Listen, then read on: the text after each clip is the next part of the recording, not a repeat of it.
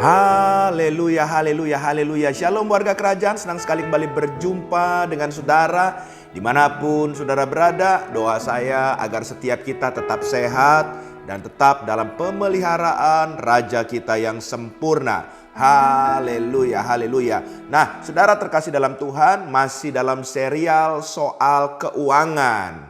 Puji Tuhan, haleluya. Saudara, sebagaimana yang kita ketahui berita-berita bahwa hari-hari ini keadaan dunia perekonomiannya sedang tidak baik, saudara terkasih dalam Tuhan. Dan tentunya dari luar sana kalau tidak baik akan berdampak kepada dalam negeri kita juga. Dan mungkin kalau sudah sampai di titik seperti itu akan berpengaruh juga kepada keuangan setiap keluarga kita. Haleluya, haleluya. Nah, saudara, tapi saya percaya Tuhan memberikan hikmat buat setiap kita untuk kita bisa mengelola finansial kita.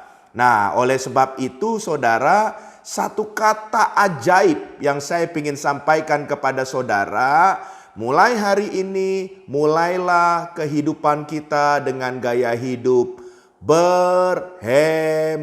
Haleluya. Katakan sama-sama berhemat ya. Walaupun ya ada beberapa orang yang tidak setuju dengan kata berhemat. Walaupun ada pepatah bilang hemat pangkal kaya ya. Tapi ada beberapa orang yang biasa gaya hidupnya wow gitu ya saudara. Waktu dibilang suruh berhemat, mereka itu merasa itu adalah salib saudara. Mereka merasa itu adalah sebuah penderitaan saudara ya. Tapi gak apa-apa saudara terkasih dalam Tuhan. Kita memang harus menyalibkan kedagingan kita. Kita harus melatih kehidupan kita supaya saudara terkasih, apa yang kita lakukan, kita kerjakan semuanya berkenan di hadapan Tuhan.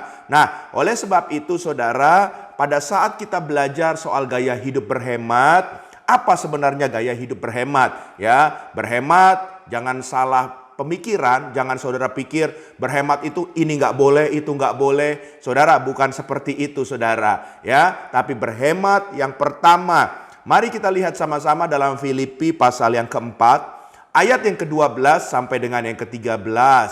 Filipi pasal 4 ayat 12 sampai 13, demikian firman Tuhan.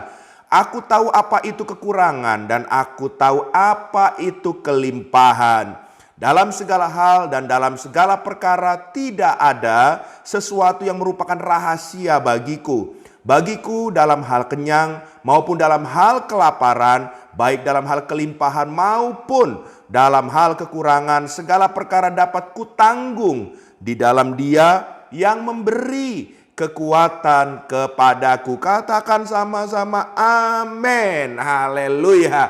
Saudara, dari pembacaan kebenaran firman Tuhan ini, Rasul Paulus sedang bersaksi kepada jemaat di Filipi bagaimana keadaannya dalam mengiring Tuhan. Ya, bahkan Rasul Paulus bilang, aku tahu, aku ngerti apa itu kekurangan. Aku juga ngerti kelimpahan karena aku juga pernah diberkati oleh Tuhan. Nah, saudara terkasih dalam Tuhan, tapi bukan itu esensi kurang atau kelimpahannya. Tapi esensinya bagaimana saudara terkasih dalam Tuhan dari kebenaran firman Tuhan ini, Rasul Paulus sedang mengajar kita semua jemaat Tuhan. Bagaimana kita mengucap syukur dengan mencukupkan diri dari apa yang kita miliki dalam segala keadaan. Nah, ini adalah sebuah kunci yang penting saudara.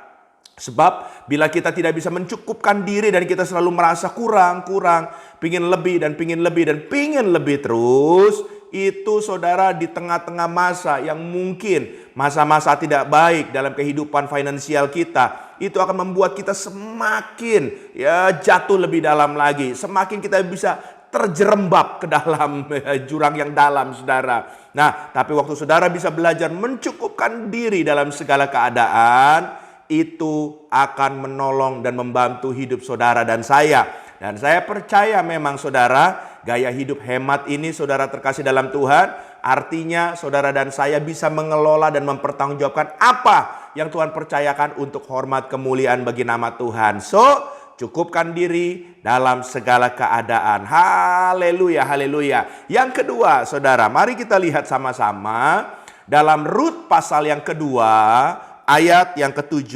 Rut pasal yang kedua, ayat yang ke-7. Dikatakan, tadi ia berkata, Izinkanlah sekiranya aku memungut dan mengumpulkan jelai dari antara berkas-berkas jelai ini di belakang penyabit-penyabit. Begitulah ia datang dan terus sibuk dari pagi sampai sekarang, dan seketika pun ia tidak berhenti. Saudara, kita kalau belajar tentang kisah Rut, akhirnya Rut ya melihat ya dan melakukan itu semua dengan setia, dan akhirnya dia mendapatkan promosi. Tapi yang kita harus belajar dari kisah Rut ini, di tengah-tengah dia melakukan semuanya dengan kesetiaan, ya, dia sedang menanti janji Tuhan terjadi dalam hidupnya. Saudara, dia percaya dia bisa mengambil momen itu dengan apa? Hal yang kedua kita harus belajar, orang yang berhemat itu harus jeli melihat peluang.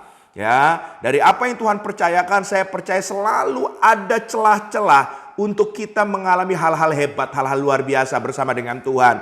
Oleh sebab itu, jelilah melihat peluang, karena peluang-peluang itu mungkin kalau saudara nggak mengamati baik-baik, nggak mengikuti baik-baik, saudara akan lewat. Seperti saudara terkasih dalam Tuhan, jarum di tengah-tengah jerami tersebut, saudara. Tapi waktu saudara dapat, wow, saya percaya waktu saudara jeli mengambil, itu adalah sebuah peluang buat saudara. Maka saya pastikan, saudara, sekalipun saudara mengalami kondisi yang tidak mengenakan sekitar saudara, tapi promosi menjadi bagian saudara karena saudara jeli melihat peluang. Haleluya. Jadi di saat saudara menerapkan gaya hidup berhemat, belajarlah saudara juga jeli melihat peluang. Haleluya. Dan peluang itu bisa dari mana saja, saudara. Ya, oleh sebab itu mari kita belajar, nikmati saja saudara proses waktu kita hidup berhemat itu, saudara.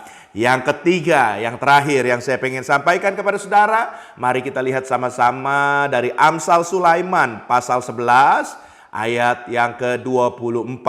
Amsal Sulaiman pasal 11 ayat yang ke-24 dikatakan, ada yang menyebar harta tetapi bertambah kaya, ada yang menghemat secara luar biasa namun selalu berkekurangan. Saudara, prinsip yang ketiga kalau kita ingin menerapkan gaya hidup berhemat, bukan berarti saudara sudah masuk saudara nggak bisa keluar sama sekali. No, tetap kita gaya hidup berhemat, kita tetap melakukan prinsip firman Tuhan. Dan salah satunya saudara terkasih dalam Tuhan, memang kita harus atur kelola sebaik mungkin saudara. Tapi saudara, kita juga harus tetap belajar memberi kepada yang kekurangan. Haleluya. Sebab pada saat saudara memberi kepada yang kekurangan, maka pintu-pintu keran berkat itu akan semakin dibukakan lebih dalam hidup saudara, ya. Tapi saudara terkasih dalam Tuhan, saudara juga harus jeli di sini melihat betul-betul orang yang saudara bantu yang betul-betul kekurangan. Apa yang saudara ingin bantu itu betul-betul ya atas kehendak Tuhan, sehingga waktu saudara menabur, saudara akan menuai hasil yang luar biasa. Jadi hal yang ketiga, tetap memberi kepada yang kekurangan. Tolong mereka. Haleluya. Seperti hati Tuhan yang selalu juga menolong saudara dan saya. Puji nama Tuhan. 3 hal ini kita pegang di masa-masa kehidupan kita apapun itu. Marilah kita tetap berhemat dengan kita hidup sesuai dengan kebenaran firman Tuhan. Tuhan memberkati kita semua. Wow, haleluya. Izinkan saya berdoa buat saudara. Tuhan, hamba berdoa dalam nama Yesus, dimanapun kami berada, kami mendengar firman Tuhan, tolong kami agar gaya hidup kami diubah. Kami bisa punya gaya hidup berhemat, simplicity. Karena kami percaya di saat kami berhemat, malah kami akan semakin maksimal di dalam Tuhan. Apa yang kami miliki akan menjadi hormat kemuliaan bagi nama Tuhan di saat kami bisa mengelola dengan baik. Dan kami percaya bahwa di saat kami setia, Engkau akan membukakan hal-hal yang besar lebih lagi. Dalam nama Yesus kami berdoa. Haleluya. Amin.